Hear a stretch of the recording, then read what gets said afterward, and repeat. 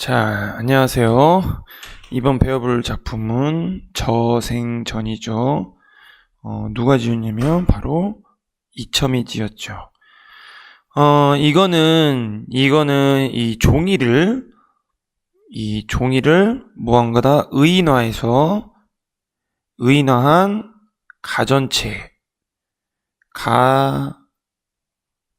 가전체입니다.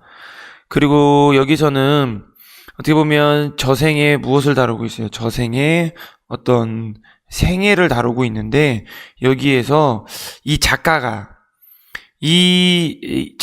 자신의 약간은, 자기 이야기는 약간 이 자전적 이 삶의 내용이, 이것이 어떻게 함축적으로 조금 들어있는 경향이 있습니다. 함축적으로 반영이 됐다. 다시 얘기하면 작가의 자전적 삶의 내용이 어떻게 보면 함축적으로 반영되어 있다라고 해서 약간 이 저생전하고 가전체의 일반적인 형식하고는 조금 안 맞는 부분들이 있어요. 그 이유는 아까 말한 대로 자전적 삶의 내용이 조금 함축적으로 반영되어 있는 특징이 있다라는 것쯤은 아시고, 그럼 바로 들어가 보도록 해봅시다. 빨리빨리 지나갈 거예요. 선생의 성은 뭐대요? 저대요, 저. 이게 보면 중심 뭐가 되겠어? 소재가 되겠죠? 그쵸? 중심 소재가 될 거고, 또 이거한 뭐죠? 이 종이를 모은 거예요. 의인화한 거겠지? 그래서 자는 무점이네, 무점. 이거 무결점. 그죠? 굉장히 티 없이 다 깨끗하다. 회계는 뭐냐? 이게 이제 이 회계의 사람이다 라고 하면은, 회계는 여기서 보면 상징적인 건데, 이 최초의 어떤 이 종이의 생산지예요. 최초 종이의 생산지.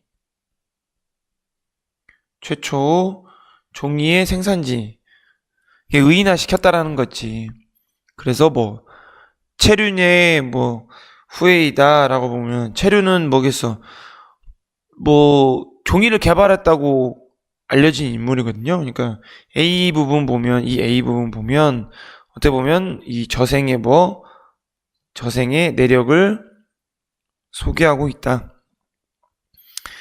그가 태어난 난척고, 여기서 보면 난척고 목욕탕에서 목욕시키고 흰빛 옷구슬로 얼으면서 흰 띠풀을 가지고 쭉 나오잖아요. 이게 이제 바로 이 종이를 만드는 과정이에요. 그죠? 그게 반들을 하였다 해서, 같은 배에 난 그의 아우는 전부 19인데, 이 19이라는 건 얘 포함해가지고 총 20장이잖아요. 그러니까 총 한지 한 권. 이 한 권은 총 몇 개? 한지 20장. 이라는 걸 알 수가 있다. 그리고 서로 간에 모두 침묵하여 한순간에도 그 순서를 잇는 일이 없었다 해서, 천성이 본디 깨끗하고 조촐하니, 여기 보면은 어떻게 보면 성격을 나타내고, 이 저생의 이 성격이 되게 성격을 나타내고 있는데, 이걸 어떻게 나타나고 있어요? 직접적 제시를 하고 있다. 그래서 무인은 좋아하지 않았대요. 아무래도 그라는 선비와 논이었다. 이런 걸 통해 가지고 뭐하냐, 이게 작가가 생각하는 어떤 바람직한 상을 또 얘기를 해주고 있는 거일 수도 있어요. 그러니까 곧 뭐라면은, 얘는 여기 이 구절을 보면, 그러니까 무보다 문을 좀 더 높게 평가했다라는, 작가의 어떤 생각, 바람직한 정치인상이라든지 이런 다양한 생각을 알 수가 있다라는 거. 좀 내려가 봅시다. 뭐 중산 모학사 각별히 맺어진 벗이 있었으니 뭐 아무 때고 허물없이 가까웠던지라 아무리 그 얼굴에 다 점을 찍어 더럽혀도 씻어 닦는 법이 없었다. 그러니까 이게 쉽게 말하면 종이 위에다가 지금 붓으로 글 쓰고 뭐 그림 그리고 지금 그런 거 말하는 거죠. 그치? 학문을 하여 천지음양의 이치와 성인 성면의 근원을 통달하였으며 제자백가의 글과 이단 정멸의 교의를 이르기까지 기록해 적지 않음이 없었으니 뭐 이런 거 구체적으로 다 막 알 필요는 없어요. 지금 찾아내어 분명히 살펴볼 수 있다. 이거 보면 어떻게 보면 지금 여기까지 처음부터 여기까지 보면 쭉 되면 저생의 출신과 어떤 특성들, 그쵸? 이 뒷부분에 있는 특성들 이런 것들을 지금 얘기를 하고 있다라는 거죠. 다음 넘어가 볼게요. 한나라가 선비들에게 책문을 실시하자 반정과라고 하는데 이 반정과는 과거의 한 종류라고 생각하시면 돼요. 응시하여 바야흐로 논변을 펴 올렸다. 이렇게 돼 있죠. 그 다음에 예로부터 책을 이루어지면 대개 대쪽을 엮고 겸하여 흰 비단을 사용하기도 했지만 둘 다 불편합니다. 그러니까 이 보면 예전에 대쪽을 엮고 뭐 흰 비단 사용 이거는 그러니까 종이가 뭔 거예요? 종이가 개발되기 이전에 무엇을 사용했다라는 거야? 대나무와 비단을 사용했었구나. 이걸 알 수 있지. 그래서 뭐 보람이 나타나지 않으면 제게 먹칠하여 주옵소서. 그러니까 화제가 시험토로 이제 화제라는 거는 황제예요. 황제 이름인데 화제가 시험토록 하였는데 과연 기억력이 뛰어나서 베개 하나도 놓침이 없었음에 그러니까 뭐야? 기억력이 뛰어나서 베개 하나도 놓침이 없었음에 이 말은 그 종이의 우수성을 말하는 건데 어떤 우수성? 기억력이 뛰어났다라고 하니까 종이의 우수성 어떤 우수성? 바로 기록 매체로서 이 기록 매체로서의 어떤 종이의 우수성을 뭐 한 거지? 좀 비유를 해놓은 거죠. 그죠? 그래서 주관으로 된 책은 쓰지 않아도 좋게 되었다. 그래서 이에 글을 치하여 저국공, 이 부분은 좀 중요한데, 저국공의 백주자사의 벼슬을 수여하고, 이 만자군을 다스리게 하니, 이 부분은 이제 지금 자기가 어떻게 보면은 어떤 벼슬을 받은 거잖아요. 그렇죠? 벼슬을 받았다는 얘기는 이제부터보다 본격적으로 무엇을 종이가 활용되기 시작했다.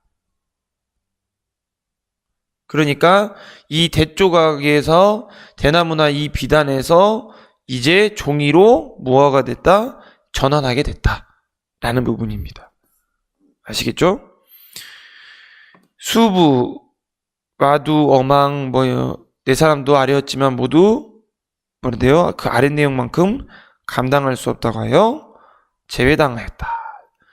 이윽고 장생의 술법, 이 장생이면 바로 종이로 비유하면 뭐겠어요? 종이를 오래 살다 하잖아요. 장생이 오래 보관하는 방법. 오래 유지고 이 보관하는 방법 이것이 새로 나타났다는 거지. 비바람을 피할 수 있었고 좀도 쓸지 않았다. 이래째 되는 날이면 햇볕의 전기를 마시고 티끌을 털어냈으며 그것을 태면서 고요히 처하였다. 이게 이제 장생의 어떻게 보면 술법들이겠죠. 이 부분들이 그죠? 그래서 이제 종이가 보급되면서 이제 조금씩 쓰이기 시작했다. 그거죠. 자, 그 다음 봅시다. 그래서 진나라에 차태충이 제도부야 삼도부를 지은 것이 있는데 선생이 한번 보고 기록하여 외워버리니, 이거 뭐예요? 선생이 한번 보고 뭐예요? 기록하여 외워버렸다라는 거 아까도 얘기했지만 기록 매체의 우수성이겠죠?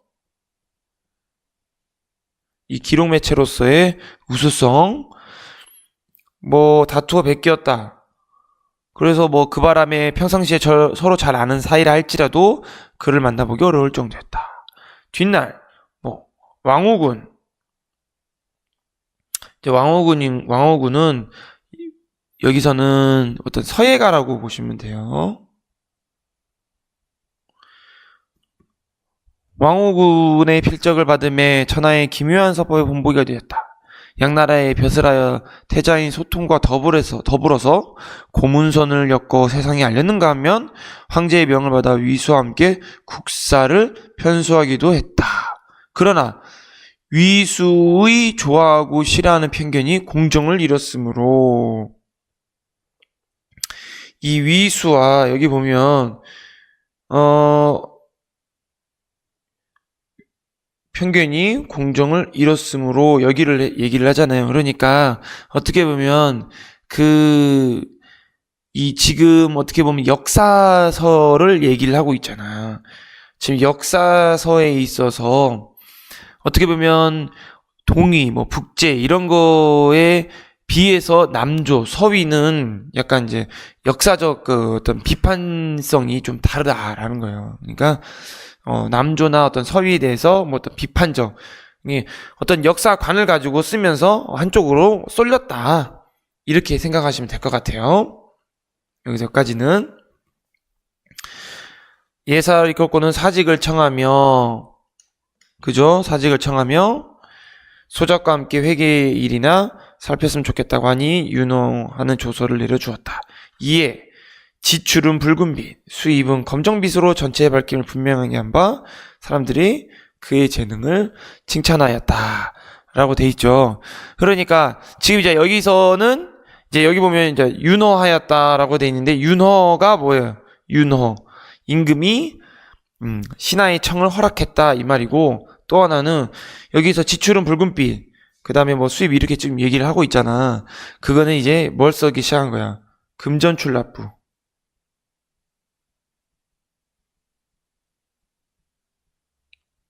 쓰고 있었다라는 거죠. 그 후에 진의 후주에게 사랑을 받아 매양 충신, 안악사의 무리와 어울려 임충각에서도 시도 짓고 그러고 했대요.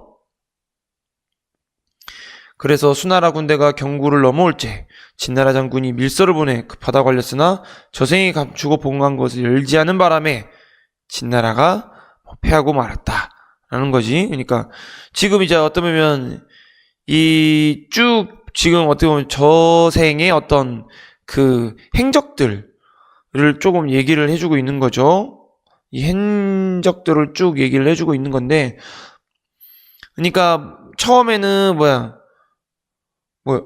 시도짓고 하였다라고 하면은 다양한 분야, 여기 보면 이 두 개 보면 어떻게 보면 이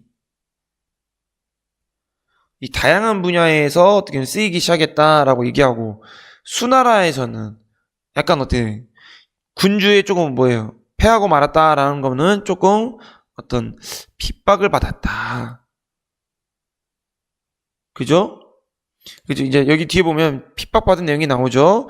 수나라 대업 연간에는 왕주 설대원과 양제를 섬기면서 함께 정초미 연리에 관한 구조를 폈다. 얼마 지나지 않아 양제가 다른 사람이 자기 위에 드러남을 탐탁히 여기지 않는 바람에 소외와 홀대를 당하니 지금 핍박받는 부분을 지금 이렇게 얘기를 해주고 있죠. 종이 말듯 처신을 감추고 속으로만 부먹 간직하게 되었다. 이렇게 군주의 미움받아가지고 약간 핍박받는 거. 그럼 당나라 때는 이제 수나라 때, 진나라 때, 그럼 당나라 때는 어떻겠나? 홍문관은 어떻게 보면 그겁니다, 여러분. 관리를 교육하는 기관이라고 생각하시면 돼요. 그래서 저생이 본관 겸학사의 자격으로 저수량 구양순들과 압시대 일들을 강론하고 정사를 신중히 헤아리고 정하여 이른바 정관의 다스림에 이르게 하였다라는 거는 얘가 이제 어느 정도 지금 조금 좋은 곳으로 가고 있잖아요. 약간 문명 발전에 기여하고 있다. 이게 잘 풀리고 있는 거죠. 여기서는 약간 홀대받아서 좀 잘 안 풀리고 있다가 이제 뭐가 나오겠어. 좀 내렸네. 이제 송나라가 나오죠. 자, 송나라 때는 언제 어떻게 했나 보자. 염락의 모든 선비들 똑같이 문명의 다스림을 천명하였다. 그래서 사마원공의 바야흐로 자치 통감을 엮을 때 저생을 해박하고 고상한 군주라 하면서 매번 더불어 자문하였다. 마침 왕영공이 권세를 부리는 차에 춘추, 이게 역사서죠. 이게 역사서예요. 역사서 춘추는. 그러니까 여기 보면 저생은 해박하고 고상한 군자라에 매번 더불어 자문하였다. 이 부분을 보면 어떻게 봐야지 이 평가가 어때? 저생의 평가가 이 군자로서 굉장히 뭐다 높이 평가를 받고 있는 거죠. 그래서 이제 춘추 가르침을 다각게 여기지 않아 그 책을 일러 망가져 문드러진 정치문서라 하니 저생이 옳지 않다고 하자 마침내 쫓겨나 쓰이지 못하였다. 그럼 저생이 옳지 않다고 하셨으면 이 저생은 나름대로 무엇을 가지고 있는 사람이에요? 이 신념을 가지고 있는 어떤 강직함 이런 것도 가지고 있다. 그래서 지금 이제 쫓겨났다 이거죠. 근데 원나라 초기에 이르러 본래 사업에 힘쓰지 아니하고 뭐 했대 이제 장사. 그랬대 그 장사라고 하면 얘기는 이제 종이가 어디에도 쓰였다. 바로 상업 분야에도 쓰이기 시작했다. 그러니까 종이 쓰임이 어떻게 됐다? 쓰임이 확대되고 있다. 그래서 몸에 돈꾸러미를 차고 잡짓과 술집 등을 드나들면서 품과 리를 셈하여 따지게 하니 그러니까 이제 이제 종이돈이 쓰이기 시작한다라는 거죠. 그죠? 사람들 간에 필요하게 여기기도 하였다. 지금 이제 상업 분야에 쓰이기 시작했다 이 말이고 원이 망하고 명예 황실의 벼슬 하면서 그제야 황제의 총애와 신임을 입게 되었다. 자손이 아주 많았으니 여기서부터 어떤 부류는 사씨로 대를 이었고 여기서 이 사씨라는 거는 역사를 기록하는 사람입니다.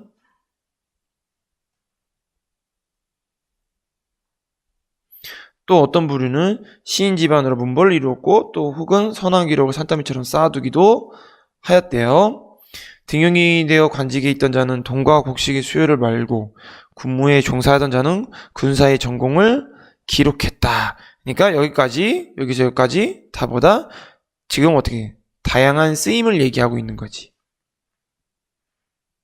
그죠? 그 다음에 그 직업에 따라 하는 일에 비록 귀천이 있기는 했지만 누구도 직책을 소홀히 했다는 비난은 듣지 않았다. 대부가 된 뒤로는 모두가 다 흰띠를 둘렀다고 한다. 해가지고 이 어떤 자손의 행적도 지금 행적도 지금 얘기를 해서 마무리를 짓고 있습니다. 이거 보면 이제 여러분 쭉 내려볼게요. 이거 볼까요? 뭐였다? 종이를 의인화한 가전체다. 그래서 종이가 처세한 생애를 표현하고 있고 이 표면적으로는 저생의 일생을 통해서 인생의 교훈을 주고 있으며 이면적으로는 뭐대? 어떤 명예에 이르는 여기 한해서 명예에 이르는 이런 거는 이 한나라에서부터 명나라까지 이르면은 여기까지 곧 뭐예요? 이 시간의 흐름이라는 거고 구성 자체도 이 순차적 구성으로 되어 있다라는 거예요. 그러면서 얘가 뭐 벼슬에 등용되고 공을 쌓는가 하거나 또는 또 핍박받고 그러니까 계속 얘가 위치가 상승되기도 하고 어떻게 보면 하강되기도 하고 왔다리 갔다 하면서 한나라에서 명나라 때까지 쭉 그런 삶을 그리고 있다라는 거예요. 아시겠죠? 그래서 뭐 이상적인 인물의 유형을 그리고 있다라고 돼 있는데 여기서 보면 선생님 좀 한 가지 또 얘기를 해줄 게 있어서 아까도 있지만 이 작가가 생각하는 어떻게 보면 이 작가가 생각하고 있는 어떤 바람직한 어떤 정치인상이 있습니다.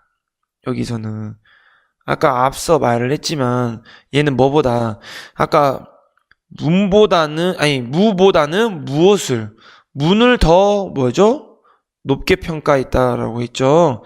또 하나는 이 저생은 무엇을 통해서였죠? 이 과거를 통해서 당당하게 정계에 진출하게 됐죠. 그렇죠. 당당하게 어떻게 정계에 진출하게 되었는데 곧 이 말인즉슨 이게 이제 작가의 어떤 사상이 좀 들어간 거예요. 그러니까 얘는 지금 뭐냐면 얘는 신진사대부거든요. 어떻게 보면 이 작가가 그래서 이 작가 의식이 좀 들어간 건데 이 신진사대부는 뭐다 본인의 무엇으로 이 한문적 이 실력으로 정치에 진출하게 되잖아요. 그렇기 때문에 이런 작가의 의식이 이렇게 조금 담겨져 있는 부분도 있다라는 거예요. 그리고 자 중요한 거 하나. 이 가전체의 일반적인 형식은 어떻게 되냐면 대부분 이렇게 되죠. 도입, 그 다음에 전개, 그 다음에 마지막에 논평 해서 이렇게 해서 마무리가 됩니다. 그러면 대부분 어떻게 돼? 순서를 보면 어떤 주인공의 어떤 가계, 이 가계가 소개가 되고 그 다음에 어떤 주인공의 어떤 삶의 이력들 이런 것이 쭉 나온 다음에 마지막에 어떻게 이 사관의 평가가 바로 이 가전체의 일반적인 형식이란 말이에요. 그렇다면 근데 이 저선생의 이 형식은 어떻게 되느냐? 도입이라 보면은 어떻게 보면 주인공의 어떤 성격, 이 능력 등이 소개가 됩니다. 그 다음은 전개는 어떻게 될까요? 여기는 이제 비슷하게 이거는 어떤 삶에 대한 서술이 쭉 나옵니다. 그럼 마지막에 이 논평 부분은 이거는 이 논평 부분에서 이 주인공의 가계 소개가 나왔지. 아까 보니까 뒷부분 보면 가계 소개 나오고 어떤 보면 이 흥망성쇠에 대한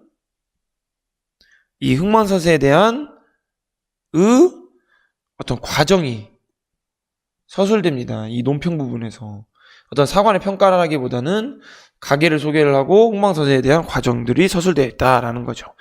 예, 이런 거를 놓고 보면 이 작가, 이 이첨이라는 작가가 고려 말에서부터 어떤 이 조선 초에 이르는 동안 어떤 이 삶을 보냈잖아요. 그런 삶을 어떻게 보면 이 지금 약간 자신의 삶을 어떻게 이 저선생 삶에 없지 않아 이렇게 빗댄 부분이 있어요.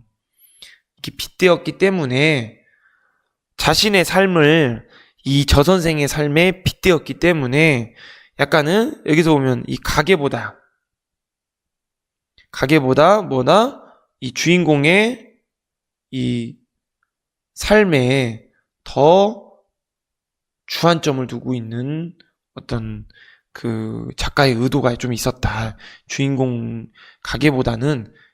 가계보다는 주인공의 삶에 더 주안점을 두고 싶었던 어떤 작가 의식이 있었다. 작가의 의도가 있었다라는 부분을 좀 알아두셨으면 좋겠네요. 여기까지 마무리 짓도록 하겠습니다.